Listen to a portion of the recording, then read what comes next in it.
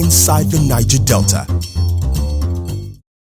The black gold can now flow again in OML 25, which was shot and occupied by disenchanted women from oil-producing communities of Kula Kingdom for over 2 years. This follows the resolution of a long-standing dispute on the operatorship of OML 25 and the consequent reopening of the Belema flow station and gas plant. Correspondent Chika Botuzie in this report takes a look at the significance of resumed oil production in OML 25.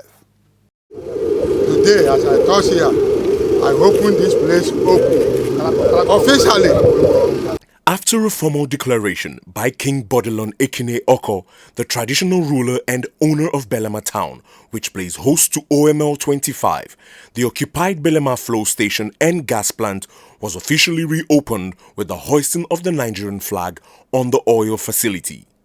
The historic event was witnessed by Senior Special Assistant to the President on Niger Delta Affairs, Senator Etta Enang, who on behalf of the President, Muhammadu Buhari, apologized to oil-producing communities in Kula Kingdom and their counterparts in the Niger Delta for the neglect of Nigeria's oil-rich region. When I scoop the water that you drink, the oil from that water you drink is still on my palms, which I fetched the water. On behalf of the country, we apologize to you. Going around, I personally have seen certain issues with your community.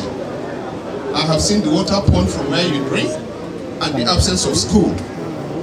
So as partner with Belema Oil and Shell, what I can tell you we will do is that beginning 2020 budget, we will have a program at least to solve those two.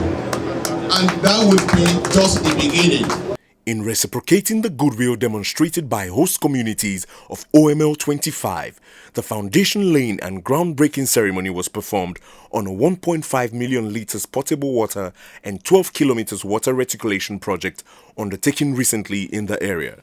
This is just the beginning of more things to come. On behalf of my group managing director, Mr.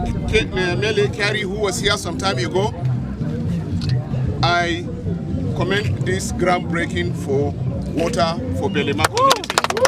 The water project, undertaken under the NNPC Shell Belema Oil joint venture, comes barely weeks after a recent resolution of a long-standing dispute over the operatorship of OML 25. We have seen what the community here has been going through, and we have none other option than to work with NNPC and SPDC and also with the federal government to making sure that this community lives a better life about this time next year. It's an epoch-making event in the Niger Delta. Because what I see this thing is a resource control that the Niger Delta has been looking for. I'm so happy because our struggle was not in vain again. The role of Jack Ritang Jr. in the resolution of OML 25 dispute and the crisis rocking Kula Kingdom was acknowledged by Senator Etta Enang during his recent visit to the area. Every community should look for and treasure their indigents who care for their people, who even lead a fight for the betterment of the good of the people. I lift your hand on behalf of the system. Congratulations and thank you. Thank you very much and thank you. I give you the special greetings of the presidency to thank you for what you've done in bringing peace to this community, in causing the reopening of this oil mining lease and reconciling the government, the Shell, NNPC with this community for the budget of this country.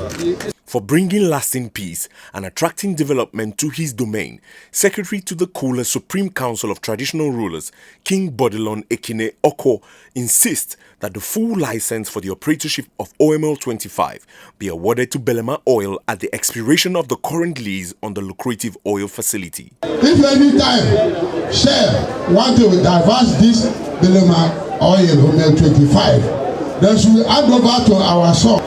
Now he is a partner to you. They cannot leave somebody in your house to look for another person in another house. He's now with you in your house. Belema Oil, if of course they demonstrate capacity and it can be verified, absolutely. It's one of those companies that could be considered. The reopening of OML 25 is a huge relief for the federal government and its partners, who reportedly lost nearly $2 billion to its shutdown and occupation by protesting women of AKUGHA Kingdom in August 2017. Inside the Niger Delta,